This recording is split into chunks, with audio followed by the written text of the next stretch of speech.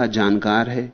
जो अक्षरों को पहले पीछे रखना जानता है वही अंतिम शरीर वाला और महाप्राज्ञ कहा जाता है। राहुल गौतम बुद्ध का बेटा था। राहुल के संबंध में थोड़ी बात समझ लें, फिर इस दृश्य को समझना आसान हो जाएगा। जिस रात बुद्ध ने घर छोड़ा, महाअभिनिष्क्रमण किया, राहुल बहुत छोटा था, एक ही दिन का था, अभी अभी पैदा हुआ था। बुद्ध घर छोड़ने के पहले गए थे यशोधरा के कमरे में इस नवजात बेटे को देखने। यशोधरा अपनी छाती से लगाए राहुल को सो रही थी। चाहते थे देख लें राहुल का मुंह, क्योंकि फिर मिले देखने ना मिले, लेकिन इस डर से कि अगर राहुल के और पास गए, उसका मुंह देखने की कोशिश की, कहीं यशोधरा जग न जाए। जग जाए तो रोएगी, चीखेगी, चिल्लाएगी, जाने न देगी। इसलिए चुपचाप द्वार से ही लौट गए थे। उस बेटे को राहुल का नाम भी बुद्ध ने इसलिए दिया था, राहु केतु के अर्थों में इसलिए दिया था कि बुद्ध घर छोड़ने जा रहे थे, तब यह बेटा पैदा हुआ। सोचते थे कि कब छोड़ दूं, कब छोड़ दूं, तब यह बेटा पैदा हुआ। इस बेटे का प्रबल आकर्षण और मन में हजार शंकाएं कुशंकाओं का जमघट लग गया। मेरे घर बेटा आया है और मैं छोड़ के भाग रहा हूं। यह उचित है छोड़ के भागना? जिम्मेदारी, उत्तरदायित्व। इस बेटे के जन्म में मेरा उतना ही हाथ है जितना यशोधरा का, और मैं छोड़ के भाग जा रहा हूं। इस असहाय स्त्री पर अकेला बोझ छोड़कर भाग जा रहा हूं, यह उचित है या नहीं? ये सारी शंकाएं उठने लगी थी। इसलिए उसको नाम राहुल दिया था कि मैं किसी तरह मुक्त होने के करीब था कि तू राहु की तरह मेरे गले को फांसने आ गया। फिर 12 वर्षों बाद बुद्ध घर लौटे थे बुद्धत्व को पाकर। तब राहुल 12 वर्ष का था। यशोधरा बहुत नाराज थी, स्वाभाविक, माननीय स्त्री थी, इसलिए सीधे तो उसने कुछ भी ना कहा, लेकिन तीखा व्यंग किया, परोक्ष व्यंग किया। जब बुद्ध घर पहुंचे तो उसने अपने बेटे राहुल को कहा कि बेटा, ये तुम्हारे पिता हैं। तू जब 1 दिन का था तब तुझे छोड़कर भाग गए थे। ये भगोड़े हैं, यही तेरे पिता हैं। तू बार बार मुझसे पूछता था कि मेरे पिता कौन है। ये सज्जन जो आके खड़े हो गए, यही तेरे पिता हैं। इनसे तू मांग ले अपनी वसीयत। ये तेरे पिता हैं, फिर पता नहीं मिलना हो न मिलना हो। इनसे मांग ले हाथ फैला के कि इस संसार में जीने के लिए मेरी कुछ वसीयत। उसने तो व्यंग किया था, व्यंग महंगा पड़ गया। बुद्ध ने आनंद से कहा, आनंद मेरा भिक्षा पात्र कहां? क्योंकि मेरे पास और तो देने को कुछ भी नहीं, एक भिक्षा पात्र है, वो मैं अपने बेटे को दे देता हूं। लेकिन भिक्षा पात्र तो भिक्षु को दिया जा सकता है। भिक्षा पात्र दे के बुद्ध ने कहा, बेटा तू भिक्षु हो गया, तू संन्यास्त हो गया। मेरे पास संसार की कोई संपदा नहीं, संन्यास की संपदा है, तू उसका मालिक हो गया। महंगा पड़ गया व्यंग। राहुल भी बेटा तो बुद्ध का था। उसने नानुच भी ना की, उसने चरण छुए और बुद्ध के पीछे हो लिया। यशोधरा तो बहुत घबराई। पति तो गया ही गया, बेटा भी गया। तब कोई और उपाय ना देख उसने बुद्ध से कहा, फिर मुझे भी भिक्षुणी बना ले, अब मैं किसके लिए रहूंगी? ऐसे राहुल के कारण यशोधरा भी भिक्षुणी बनी। राहुल अद्भुत बेटा था। 12 साल के बच्चे से यह आशा करनी, पर बुद्ध का बेटा था तो अद्भुत होना चाहिए। 12 साल के बेटे से यह अपेक्षा करनी, लेकिन वो भिक्षु की तरह रहा। चूंकि छोटा था, इसलिए जो भिक्षुओं का प्रथम द्वार है श्रामणेर, उसकी ही दीक्षा उसे बुद्ध ने दी थी। लेकिन श्रामणेर रहते हुए भी वो छोटा सा बच्चा अरहत की अवस्था के करीब आ गया था, बुद्ध होने के करीब आने लगा था। मार का हमला तभी होता है जब कोई बुद्ध होने के करीब आने लगता, उसके पहले हमला नहीं होता। तुम्हारा अगर शैतान से मिलना नहीं हुआ है तो उसका कारण यह नहीं कि शैतान नहीं है, उसका केवल इतना ही कारण कि तुम अभी इस योग्य नहीं कि शैतान तुम पे ध्यान दे। उसके लिए पात्रता चाहिए, योग्यता चाहिए। तुम में शैतान को कुछ रस नहीं है, तुम गड्ढे में वैसे ही पड़े हो। शैतान तुमसे जो करवाए वो तुम अपने आप ही कर रहे हो। शैतान तुम्हें जहां ले जाए तुम अपनी मर्जी से ही जा रहे हो। वो शैतान और क्या करे, तुम्हारे साथ कोई उपाय नहीं। शैतान तो तुम्हारे जीवन में तभी प्रकट होता है जब तुम्हारे जीवन से बुराई गिरने के आखिरी स्थल पर आ जाती। शैतान कोई बाहर नहीं है, शैतान तुम्हारे मन की आखिरी चेष्टा है तुम्हें बंधन में रखने के लिए। शैतान का इतना ही अर्थ है कि तुम्हारा मन अपनी मालकियत तुम पर आसानी से नहीं छोड़ देगा, लेकिन जब तक तुम खुद ही उसके गुलाम हो तब तक मालकियत कायम करने की कोई जरूरत भी नहीं है। तुम गुलाम हो ही। जब तुम मालिक होने लगते हो और मन को यह लगता है कि अब मैं गया, अब मेरी मालकियत गई, अब यह आदमी होश संभालता जा रहा है, जल्दी ही मेरी हुकूमत समाप्त हो जाएगी, इसकी हुकूमत आने के करीब, तब मन अपनी सारी ताकत को इकट्ठा करके, और बड़ी ताकत है मन की, क्योंकि जन्मों जन्मों से मन मालिक रहा है। उसे तुम्हारे सारी कमजोरियां पता हैं, उसे तुम्हारे सारे भय पता हैं, उसे तुम्हारी सारी वासनाएं पता हैं। वो तुमसे भली भांति परिचित है। वो जानता है तुम कहां कहां कमजोर हो। वो कमजोर स्थल पर उंगली रख के दबाना जानता है। तुमसे उससे ज्यादा परिचित और कौन है? जन्मों जन्मों में उसने तुम्हें जाना है। शायद मार ने इसलिए हमला किया। इस घटना में कुछ अतिथि आ गए हैं, उनको ठहराने की जगह चाहिए, तो राहुल का कमरा उनको दे दिया गया है। रात राहुल सोने के लिए जगह नहीं पाया।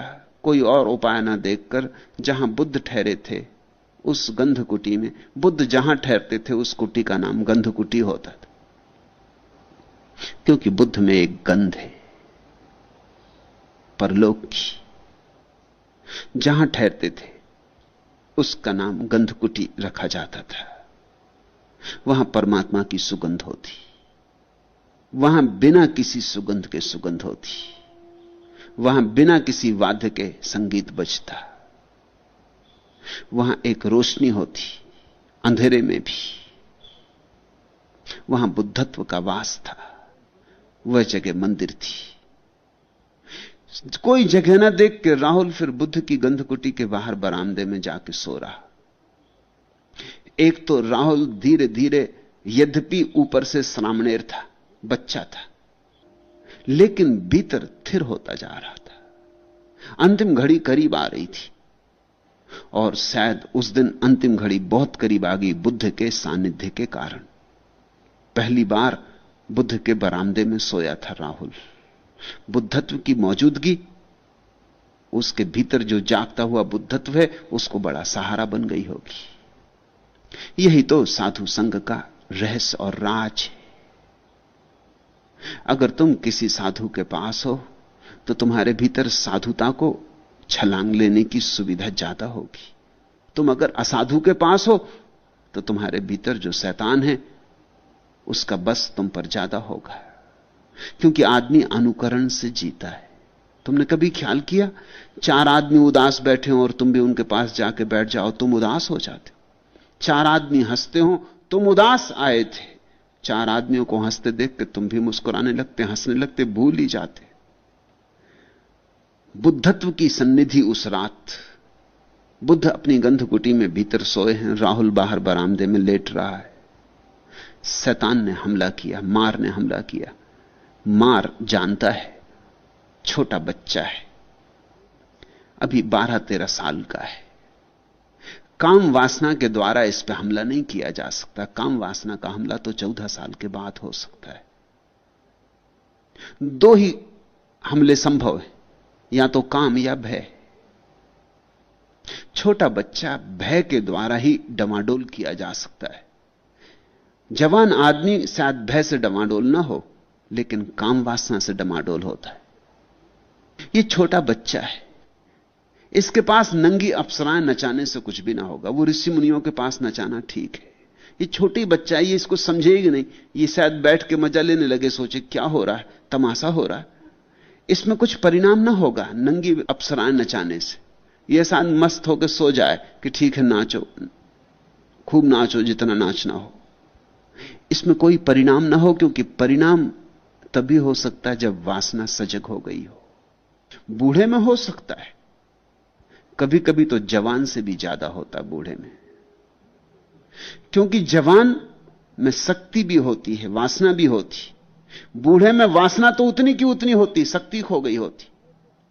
तो जवान में शक्ति भी होती, वासना भी होती, चाहे तो अपनी शक्ति से वासना को दबाए रख सकता है। लेकिन बूढ़े के पास शक्ति भी नहीं बचती, वो अपनी वासना को दबा भी नहीं सकता। बूढ़ा बड़ा अवश्य हो जाता है, वासना उतनी की उतनी होती, उतनी ही जवान जितनी पहले थी, और जो ताकत थी जवानी की वो खो जाती। एक दफा एक सन्यासी मुझे काशी में मिलने आए, उनकी कोई 40-42 साल की उम्र थी। उन्होंने मुझसे कहा कि मैं आपसे एक ही बात पूछने आया हूं, वासना का बड़ा मुझ पर हमला होता है। मैंने कहा तुम घबराओ मत, वासना और सन्यासियों का पुराना नाता रिश्ता है, ये सदैव से होता रहा। तुमने ऋषिमुनियों की कहानियां पढ़ी? उन्होंने कहा पढ़ता हूं, पढ़ता क्या हूं, अब देख ही रहा हूं अपने आप, ऐसे ही हो रहा है। मगर मैं अपने काबू से हटता नहीं, अपने नियंत्रण से हटता नहीं, चाहे कुछ भी हो जाए। मैं आपसे यही पूछने आया हूं कि यह कब तक होता रहेगा? मैंने कहा यह तो सदा होगा, 45 साल के बाद मुश्किल में पड़ोगे, क्योंकि फिर इतनी ताकत ना होगी दबाने की। इसलिए दबाने पे अगर भरोसा किया तो बुढ़ापे में मुश्किल में पड़ जाओगे। दबाने पे भरोसा मत करो। ताकत के दो उपयोग हो सकते हैं, या तो दबाओ या ताकत को होश बनाओ, स्मृति बनाओ। या तो ताकत दमन बन जाए या जागरण बन जाए। जागरण बने तो ही ठीक है, दमन से कुछ भी ना होगा।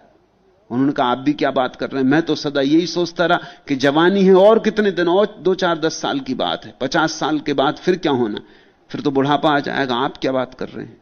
मैं तो इसी आशा में जीता रहा हूं कि अभी जवानी है इसलिए वासना जोर मारती है, एक दफा जवानी गई वासना का जोर चला जाएगा। मैंने कहा कि 45 साल बाद मुझे मिलना। वो ईमानदार आदमी, वो 45 साल के बाद मुझे मिलने आए। कोई 47 साल की उनकी उम्र रही होगी। उन्होंने कहा आप ठीक कहते थे, मैं मारा गया, मैं बड़ी मुश्किल में पड़ गया हूं। अब मुझे पता चल रहा है मेरी लड़ने की ताकत कम होने लगी और वासना उतनी ही प्रबल है, दुश्मन उतना ही मजबूत है, मैं कमजोर होने लगा। आप ठीक कहते थे, मैं चूक गया। मैंने जितना संघर्ष किया वासना से, अगर उतनी शक्ति जागरण में लगाई होती तो शायद पहुंचने की कोई संभावना थी। यह जीवन तो गया। मैंने उनसे कहा जीवन कभी भी गया नहीं, सांझ को भी कोई लौट के आ जाए, घर तो भूला हुआ नहीं। अभी भी चेष्टा करो, अभी भी जो थोड़ी शक्ति बची है उसे मत लड़ाओ वासना से, उसे ध्यान बनाओ। लेकिन राहुल को वासना से नहीं डगाया जा सकता। इसलिए यह कहानी अनूठी, क्योंकि 12-13 साल के ऋषि मुनि होते ही नहीं, इसलिए कहानी अनूठी है। तुमने जो कहानियां पढ़ी है ऋषि मुनियों की, वो सब वृद्ध ऋषि मुनियों की। वहां उर्वशी आती और नाचती और श्रृंगार करके आती और सब उस तरह का काम होता है। ये राहुल छोटा सा बच्चा है। मार ने क्या किया? ये अरहत हुआ जा रहा है। वो एक बड़ा हाथी बन के आया। छोटा बच्चा है, उसके लिए बड़ा हाथी। इतना ही नहीं, सूंड में राहुल की गर्दन फंसा ली और भयंकर चीत्कार की। कहानी को तथ्य मत समझ लेना, ऐसा भीतर हुआ होगा। हो सकता है सपने में हुआ हो, एक दुख स्वप्न हुआ हो। यह मन ही है जो यह रूप रखता है। लेकिन यह चीत्कार की आवाज हो सकता है राहुल के मुंह से निकल गई हो। तुम्हारा कभी कभी मुंह से निकल जाती दुख स्वप्न में, छाती पे कोई आके राक्षस बैठ गया और चीत्कार निकल जाती, या पहाड़ से गिरा दिए गए और चीत्कार निकल जाती, या कोई तुम्हारी छाती में छुरा भौंक रहा है और चीत्कार निकल जाती। ऐसी चीत्कार छोटे से राहुल से निकल गई होगी। बुद्ध ने गंधकुटी के भीतर से ही मार को जानकर ऐसे शब्द कहे, मार, तेरे जैसे लाखों भी मेरे पुत्र को भय नहीं उत्पन्न कर सकते। यहां एक बात और ख्याल रख लेना, बुद्ध राहुल को ही मेरा पुत्र कहते हैं ऐसा नहीं। जितने भिक्षु हैं सभी को मेरा पुत्र कहते हैं। राहुल तो पुत्र भी है, लेकिन भिक्षु सभी बुद्ध के पुत्र हैं, बुद्ध संतति।